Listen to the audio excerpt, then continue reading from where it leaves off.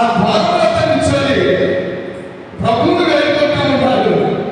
నేను అంతము కాకపోతే ఇంకేమైనా నీ పాపం నుండి విడిపించలేదు. వెంటనే బలిపీఠం వైపు చూసేసరికి అతను హృదయం తేలికైపోయింది.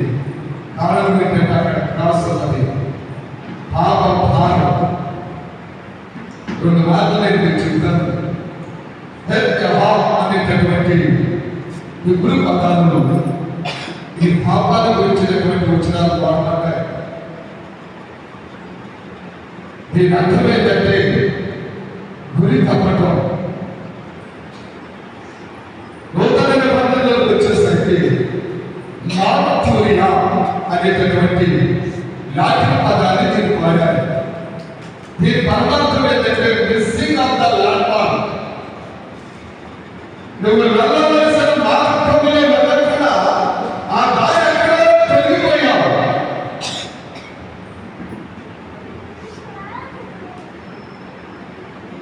ఆ దారి ఎక్కడో తొలగిపోయావు. మరి ఏం చేయాలా? నుండి మార్టూరియా నుండి మెటాలోనియాలోకి రావాలి. మెటాలోనియా అర్థం ఏంటంటే తిరిగి దారి కనిపోతారు. పాప భారం నుండి విముక్తి, తిరిగి దారి కనుక్కొని రావడం. తిరిగి దారి కనుక్కొని రావడం ఏంటి? లూకాసు వార్త 15వ అధ్యాయము 17వ వచనాన్ని మనం ఒకసారి ధ్యానం చేస్తున్నాం. కనుక సహాయం చేయాలి. లూకా 15:17 వచనము. అయితే బుద్ధి వచ్చినప్పుడు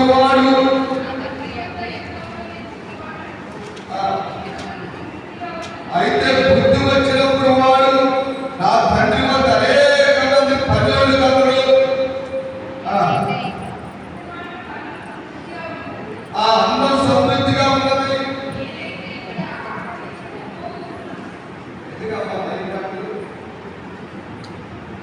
నేనైతే ఇక్కడ ఆకలితో చనిపోతున్నాను. నేను లేచిన తండ్రి ఎక్కడికి వెళ్ళి, తండ్రి నేను పరలోకములకు విరోధముగా నీ ఎదుటను పాపము చేసి ఇక మీదటనే కుమారుడని అనిపించుటకు యోగ్యుడని కాదు. దేవుని వైపునకు జరగటానికి కారణం నెంబర్ 1 బుద్ధి రావాలా, నెంబర్ 2 సత్యమును పలకాలి.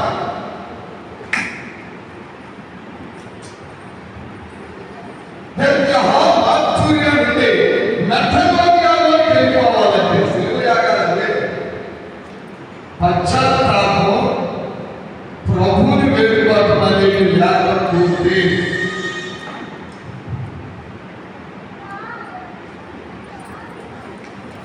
నువ్వు 2 రోజులు ఉపవాసం ఉన్నారు. దేవుని శక్తితో పొందుకోలేదు.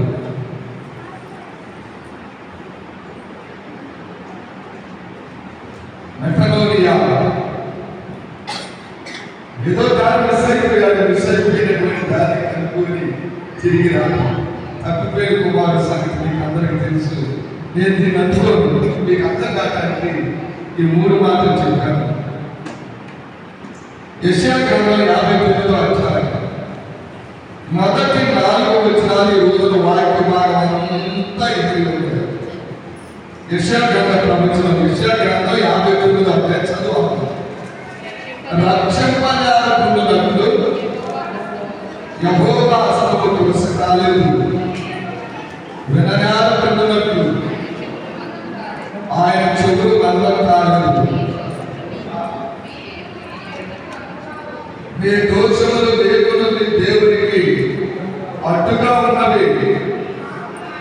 నీ పాపములు ఆయన ముఖములు నీకు మరుగు చేసెను కనుక ఆయన ఆలకింపుకున్నాడు.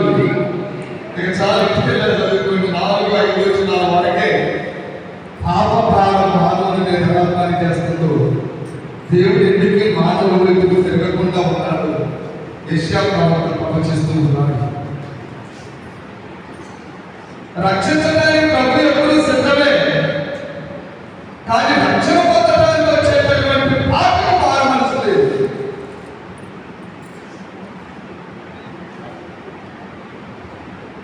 దేవుని పాపాలను గుర్తించకపోతే,